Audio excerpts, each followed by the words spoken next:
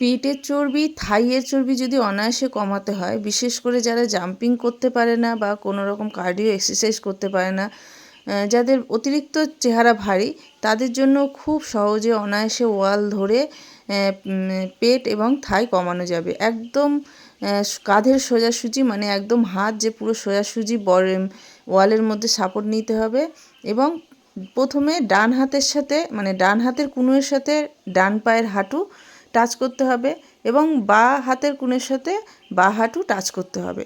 এটা প্রথম 1 নম্বর, এটা 10 বার 10 বার করে 3টে সেট 4টে সেট যে যেরকম পারবে করতে পারবে।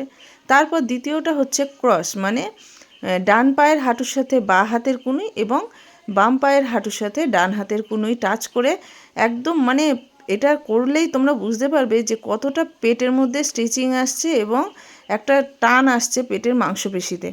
সুতরাং এইগুলো খুব কাজের করতে পারো, যারা কার্ডিও এক্সারসাইজ করতে পারো না তাদের জন্য এগুলো খুব ভালো।